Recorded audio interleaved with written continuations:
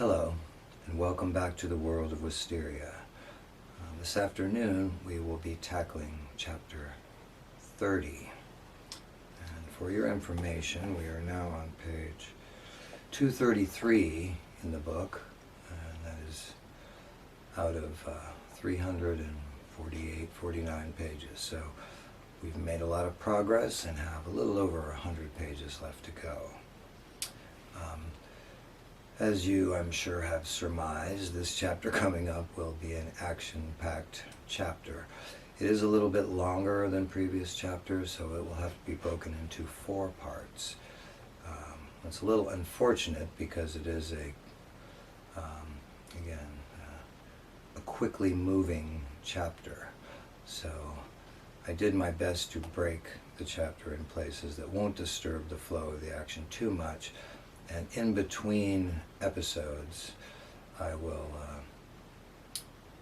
forego little introductions that I do at the beginning so that we can proceed immediately with the action that follows. So, we will begin. Wysteria, chapter 30. After waiting anxiously at the door for a minute or two, Will saw several townspeople approaching from his left, moving west. "Okay, Goldilocks, are you ready?" "Yes," she answered, with a nervous giggle. He turned his head and looked into her eyes. "I love you," he pronounced, with the words "just in case" implicit, though unspoken.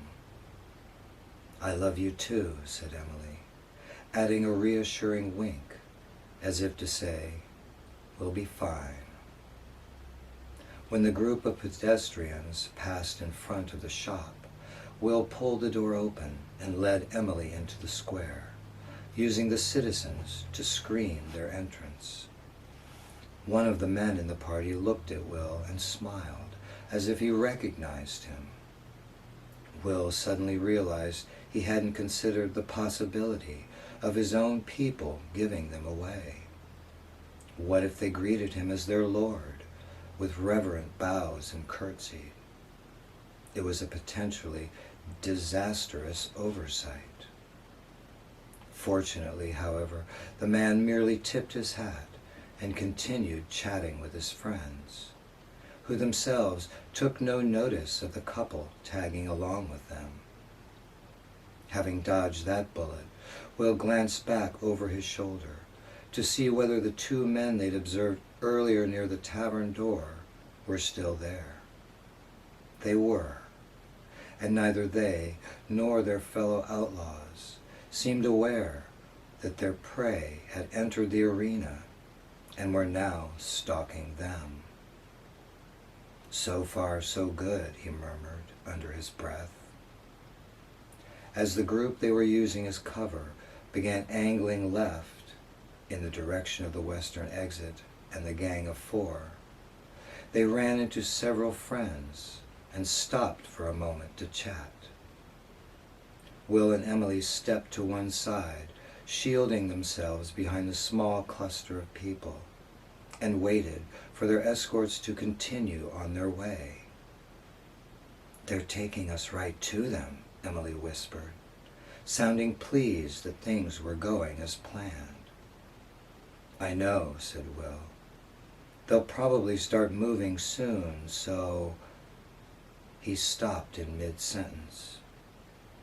Someone else had now arrived in Wysteria. "Oh no," he uttered in a low voice, now placing the scent that swirled through the air around him. "What is it?" said Emily. Will then saw the lookout on the wall turn and begin waving his arms, signaling to his companions in the square. "Look," he said, discreetly directing Emily's attention toward the southern gate. "More of them?" she asked, peeking through the thicket of bodies. No. "Oh my God," she pronounced, seeing that it was Charlotte who had joined the party. "Talk about sticking out in a crowd," she said, as her dear friend marched into the plaza. Today, wearing a bright red sundress, knee-length, sleeveless, and low-cut, along with pink stockings, and of course, her black combat boots. "Now what?" she asked. Obviously, Charlotte's presence here complicated matters. If she spotted them and reacted, their plan could immediately unravel. "Just stay put," he said. "Maybe if she doesn't see us, she'll leave." "She might not give up that easily," Emily replied. "I don't think she can locate me in the way that you can, but she knows I'm here in Wysteria, and she probably has a vague sense of where we are. We've traveled a lot together, so she's familiar with my vibration." Keeping his head down, Will glanced around the square at the outlaws. Though they held their positions, they all had their eyes on Charlotte. "She's not in any real danger, is she?" he asked. "I don't know," she said apprehensively. "Should we try to warn her?" Will saw no way to do that without blowing their cover. "If we have to," he said, "but not yet. If they guess that you two are friends, they might leave her alone, hoping she'll draw you out." For a moment, the distressing thought that Charlotte might be here for that very purpose, to draw Emily into the open for them, crossed his mind. But he quickly dismissed it. Halfway to the fountain, Charlotte suddenly stopped, turned her head, and stared in the direction of the 4 drifters by the gate. "It looks like she spotted them," said Emily. Charlotte then continued walking toward the center of the square, but now hesitantly and looking at the ground. "What do you think she'll do?" Will asked her. "Nothing stupid, I hope." "I don't know," Emily replied, unable to suppress a quiet laugh. "If she's guessed who they are and doesn't realize I'm here, she may leave and try to warn me. But if she suspects I'm nearby, who knows?" Charlotte approached the fountain and stood for a moment, staring down into the water. She then began circling the pool, sending occasional covert glances to each side as she walked. Will continued to monitor the drifters' reactions. Though they made no move in Charlotte's direction, the group of 4 men huddled closer together and began speaking among themselves as they watched her. "How fast can she bug out of here?" Will asked. "She's pretty quick, faster than I am." "Why?" "If they started to go after her, would she have time to get away?" "I think so," said Emily, "if she saw them coming." When she'd walked halfway around the fountain, Charlotte stopped and leaned back against the stone basin. She stared at the ground for a moment, then lifted her head and shot a quick glance in their direction. Will quickly looked away, as did Charlotte, but not before their eyes met. "I think she saw us," he said, shielding his face with the brim of his hat. "I'm sure of it," said Emily. "It's just lucky she saw them before she spotted us." For several minutes, everyone involved, Will and Emily, the drifters, and Charlotte, simply stood, waiting, unsure what their next move should be. Then Will heard their escorts exchanging goodbyes with their friends. "What are we going to do?" Emily asked anxiously. He now had to make a decision. "We'll carry on with the plan," Will told her. Charlotte's presence, though undesired, might work to their advantage. She was holding their enemy's attention, for the moment at least. "Just keep an eye on her," he said. Their party then began to move, continuing on the same course, apparently heading for the exit. The outlaws had positioned themselves to the front and slightly to the south of the gateway. They examined anyone who entered the square, but didn't concern themselves with those leaving. "We'll stay with this group until they get close to the gate," he whispered. "Then we'll break off and try to approach the men from behind." "What do you want me to do?" she asked. "Stay close, but out of the fight. I'll take care of this bunch. Just watch the others and let me know what they're doing. And if things go bad, be ready to run." Will felt his heartbeat quicken as they moved closer to the exit. And, inevitably, the mounting tension within him began to manifest itself in his world. Gray clouds formed, darkening the sky, and in the distance he heard a faint rumble of thunder. They had nearly reached the gate when Will saw the older drifter cross his arms on his chest.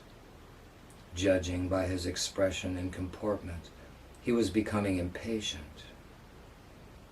"Enough of this," the man abruptly announced. He raised one arm and waved it in the air, getting the attention of his cronies across the square, then pointed it at Charlotte. Suddenly, the two men materialized by the fountain, one on either side of her. They appeared to be the pair who were positioned by the tavern a moment ago. Before Charlotte could react, they each grabbed one of her arms. She let out a squeal and began to struggle, kicking her assailants while trying in vain to break their hold. Will had to act quickly. Pulling Emily along with him, he made straight for the four men. Though disguised, the couple were now without cover and would not be coming at their opponents from behind as he'd planned. But with all eyes fixed on Charlotte, there was still a chance he could get within striking distance before they saw them. Given the circumstances, however, it was no longer possible to confine Emily to a support role. He couldn't engage this many opponents, rescue Charlotte, and shield her at the same time. "Our friend there," he whispered as they closed in. "Can you get his attention for a moment?" "With pleasure," she answered. Will squeezed her hand, then let go. Emily veered off to her right, circling behind her target, while Will, summoning strength into his body, moved directly at the other three, who stood together in front of their leader, for he did seem to be the one calling the shots. Emily approached her unwitting victim and tapped him on the back of his right shoulder. "Excuse me, sir," she said in a polite voice, while grasping the drawstring of her weighted purse with both hands. As the man turned his head, she took a step back and to her left, forcing him to turn completely around to see who was hailing him. Then she swung. Her timing was perfect. the drifter caught the full force of Emily's weapon in his lower stomach. He doubled over and let out a deep moan. She then put her knee into his chin, straightening him back up. Her stunned foe staggered, but managed to keep his feet. His three companions, hearing the commotion behind them, turned just as Will reached them. Before they could move to their friend's defense, Will struck the man closest to him squarely in the jaw with his fist, made hard as steel and heavy as lead. The blindsided intruder flew through the air, taking a second blow to the head as he hit the stone pavement several yards away. Bleeding and unconscious, his body quickly faded away, leaving one less intruder within Wysteria. Will gave the two men remaining no time to react. Holding his cane with both hands and wielding it like a bat, he struck one of them in the ribs, dropping him to his knees, then spun and hit the other across his shins. The man stumbled, but before he could fall, Will swung again, catching him in the side of the head, shattering the wooden shaft of the cane and sending him to the ground. Wincing in pain, the other drifter tried to get to his feet, but as he rose, Will delivered a swift kick to his stomach. The man fell back to his knees, then collapsed forward, catching the ground with his hands. Standing over his prostrate enemy, Will raised his arms, palms together and fingers interlaced, and brought down a heavy, double-fisted blow onto the back of the man's head. As the two lifeless bodies evaporated, Will turned and saw that Emily's opponent had regained his equilibrium and was trying to retreat. "Not so fast, friend," he said, darting forward and grabbing the villain by his wrist. Holding on to him with one hand, Will struck his jaw with the other. A solid hit, not lethal, but hard enough to stun him. With 3 down and his prisoner secured, he then turned his attention to Charlotte. The two men still held her, but their eyes were now fixed on Will and Emily. Seizing the opportunity, Charlotte kicked one of her distracted assailants in the groin with the toe of her boot. The unfortunate man let out a howl. Releasing her arm, he covered his crotch with both hands and dropped to the ground. Hearing his partner's cry, her other captive turned and saw his friend writhing in pain on the pavement. Charlotte swung her free arm at him, landing a blow to his cheek. He winced, but held on. As she threw another punch, he let go of her arm with one hand, caught the blow, and took hold of her wrist. Will felt stymied. He could not run to rescue her without releasing his prisoner and leaving Emily unguarded. Charlotte fought to break free for a moment, but suddenly and inexplicably stopped. Letting her arms go limp, she looked her foe in the eye and grinned. Then, both she and the drifter began to lose their solid form.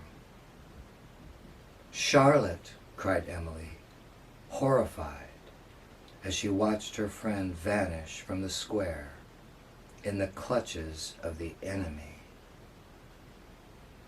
By this time, the rest of the outlaws had realized what was happening and had begun to react. Expecting what was sure to be a fierce counterattack, Will decided he had to be unencumbered. "Can you handle him?" he asked Emily, referring to their hostage. "Yes," she answered, without hesitation. The drifter began shaking off the effects of Will's last punch and made a feeble attempt to pull his hand free. Will tightened his grip like a vice, causing him to yelp. "Now behave," he warned him. He struck the man again, another stunning blow to keep him docile, then handed the punch-drunk prisoner over to Emily for safekeeping. "Let him go if you have to," Will told her. "He's just a bonus."